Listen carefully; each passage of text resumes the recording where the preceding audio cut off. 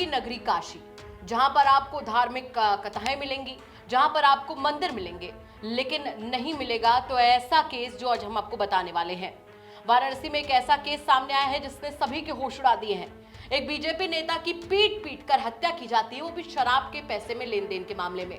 वहीं दूसरी तरफ जब ये पूरा मामला प्रकाश में आता है तो पूरा का पूरा थाना ही सस्पेंड कर दिया जाता है।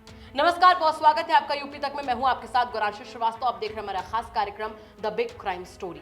द बिग क्राइम स्टोरी में कहानी आज वाराणसी की, जहां पर एक बीजेपी नेता होते हैं, बुजुर्ग होते हैं 75 साल के, उनकी पीट पीट कर हत्या कर दी जाती है।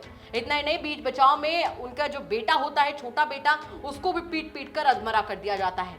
विवाद क्या है? दरअसल जो उनका घर है उसके ठीक बगल में उनका सरकारी शराबी ठेका है। वहां पर शराब को लेकर सेल्समैन से कुछ लेन देन का दिक्कत होती है, जिसमें जो युवक होते हैं वो पहले उस पर हमलावर होते हैं तो बीच बचाव में बेटा आता है। बेटे के बीच बचाव में जैसे ही बुजुर्ग नेता आते हैं वैसे ही पीट पीट कर उनकी हत्या कर दी जाती है। वाराणसी में जयप्रकाश नगर कॉलोनी में बुजुर्ग पशुपति सिंह की कुछ युवकों की तरफ से हॉकी डंडे से पीट पीट कर हत्या कर दी गई। पिता को बचाने आए बेटे राजन को भी बदमाशों ने पीट कर अधमरा कर दिया। शराब ठेके पर लेन देन के विवाद के बाद युवकों ने इस खौफनाक वारदात को अंजाम दिया। 17 की संख्या में आए हमलावरों ने पथराव किया। आपको बता दें, मृतक पशुपति नाथ 2012 में बीजेपी से पार्षदी का चुनाव भी लड़ सके हैं। सिगरा थाना में जयप्रकाश नगर में पशुपति नाथ सिंह का मकान है। मकान के बगल में ही उनकी दुकान में देसी शराब और बियर का ठेका है। बुधवार की रात 4 से 5 युवक बियर लेने शराब के ठेके में घुसे थे। शराब ठेके में लेन देन को लेकर सेल्समैन से मारपीट हो गई। वहीं आए दिन पशुपतिनाथ के घर के बाहर भी युवकों की तरफ से शराब पीकर हंगामा किया जाता था, जिसका विरोध लगातार उनकी तरफ से किया जा रहा था। तो सेल्समैन से हुआ विवाद जैसे ही बढ़ने लगा तो उसने इसकी सूचना वहां पर पशुपतिनाथ के बेटे को दी। बेटा आया और बेटे के साथ जब मारपीट होने लगी तो पिता बीच बचाव के लिए आए और यहीं पर पशुपतिनाथ पर उन लोगों ने हमला कर दिया।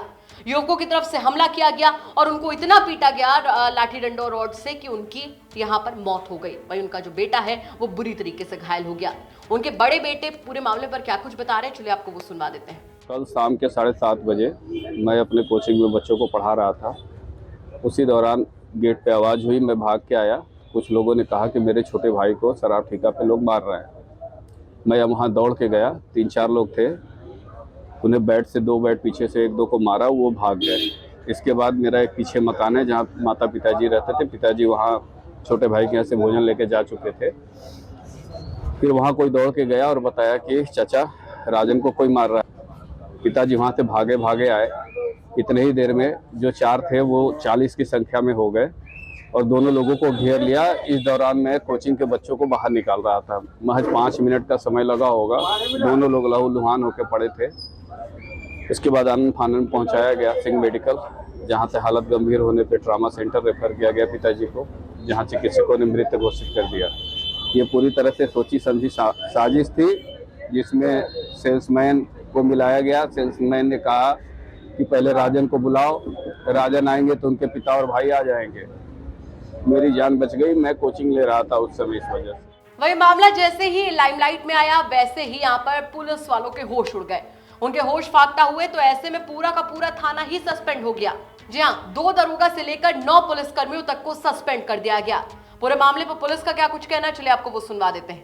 आज शाम को करीब 8:30 बजे थाना सिगरा के एक इलाके में बियर के ठेके पे कुछ शरारती तत्वों के द्वारा शराब पीकर आपस में मारपीट की घटना की जा रही थी, जिसमें इस परिसर के जो मालिक ने वहां पहुंचकर उन लोगों को वहां से हटने के लिए कहा। इससे रुष्ट होकर इन शरारती तत्वों ने उन पे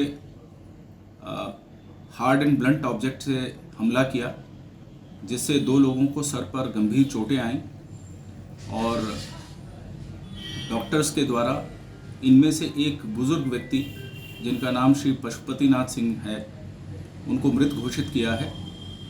इस संबंध में थाना सिगरा पे परिवार की तरफ से जो तहरीर दी जा रही है उस पर मुकदमा पंजीकृत किया जा रहा है।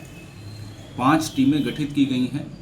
जो हमलावर हैं उनके बारे में ग्राउंड इंटेलिजेंस से ये जानकारी मिली है, वो उसी के आसपास के इलाके के रहने वाले हैं उनके यहाँ पे ये टीमें दबिशें दे रही हैं। शीघ्र ही हमलावरों की गिरफ्तारी जो है वो सुनिश्चित कर ली जाएगी।